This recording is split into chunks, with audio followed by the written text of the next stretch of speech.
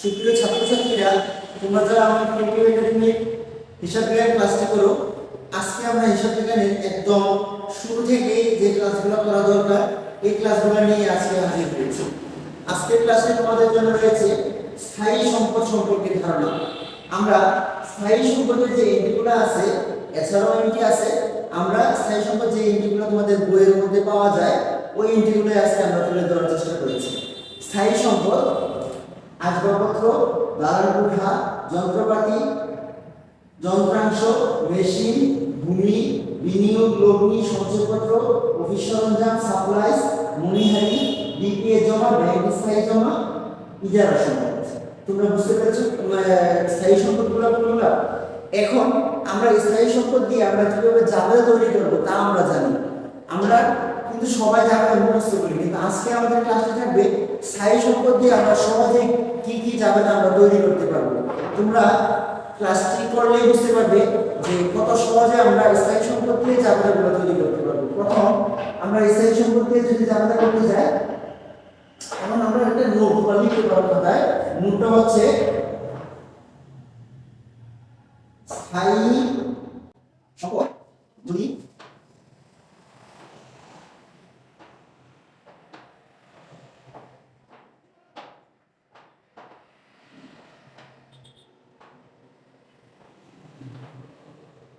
স্থায়ী সম্পদ যদি কোনো সময় ক্রয় করা হয়, বৃদ্ধি পায়, দেওয়া হয় অথবা প্রাপ্য হয়, এই চারটা কথা যদি কোনো কিছু থাকে তখন জাবেদায় তোমরা লিখবা কি স্থায়ী সম্পদের নাম ডেবিট আর নগদান হিসাব ক্রেডিট।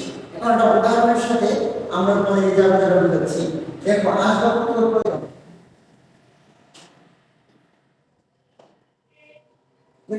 আসবাবপত্র ক্রয় করা হলো, আমরা এই জায়গায় আসবাবপত্র কি সম্পদ?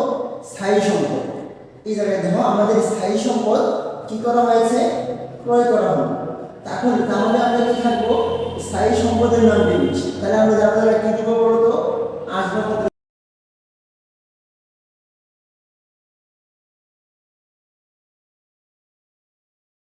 এখন আমরা একটা জায়গা শিখিয়েছি আপনাদের এই জন্য যাতে এছাড়া যত স্থায়ী সম্পদ আছে ওই স্থায়ী সম্পদ যদি কোনো সময় আসবাবপত্র, দালান কোঠা, যন্ত্রপাতি যা আছে সবগুলো যদি কোনো সময় ক্রয় করা হয়, বৃদ্ধি পায়, দেওয়া হয়, প্রাপ্য হয়, এই কথাগুলোর মধ্যে যদি থাকে তখন আমরা জাবেদা কি দেব?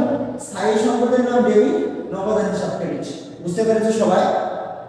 আমি আবার ক্লিয়ার জন্য বলছি, যন্ত্রপাতি ক্রয় করা হবে। এখন বলো তোমরা কি লিখবে? যন্ত্রপাতি স্থায়ী সম্পদ ক্রয় করা হবে, তাহলে যন্ত্রপাতি হিসাব ডেবিট, নগদান হিসাব ক্রেডিট। বুঝতে পেরেছো? 2 নম্বর নোট।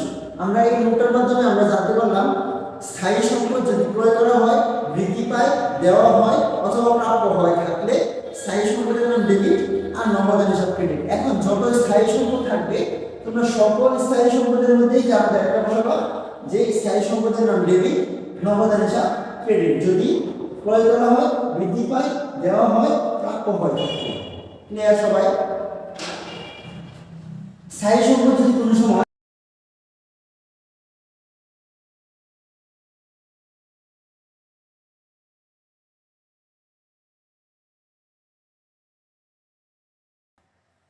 একটু খেয়াল করো, স্থায়ী সম্পদ যদি কোনো সময় বিক্রি করা হয় অথবা হ্রাস পায় থাকে তখন আমরা জাবেদা দিব এভাবে নগদান হিসাব ডেবিট আর স্থায়ী সম্পদের নাম ক্রেডিট।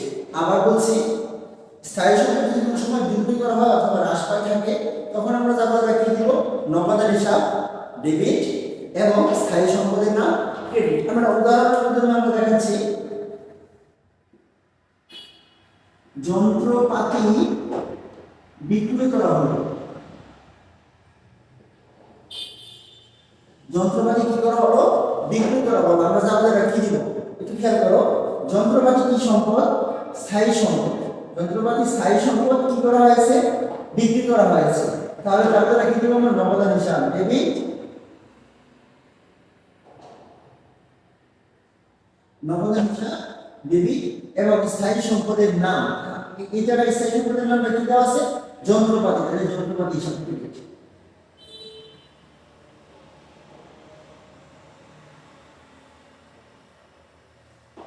তোমরা ক্লাসটা বুঝতে পেরেছো? যদি তোমরা স্থায়ী সম্পদ সম্পর্কে এখন ধারণা না পাই, তাহলে কিন্তু আমরা স্থায়ী সম্পদ ক্রয় করলে কি করতে হবে, স্থায়ী সম্পদ বিক্রি করলে কি করতে হবে, আমরা কিন্তু ক্লিয়ার কনসেপ্ট পেয়েছি। তোমরা কি বুঝতে পেরেছো বিষয়টা? আমরা সামনের ক্লাসে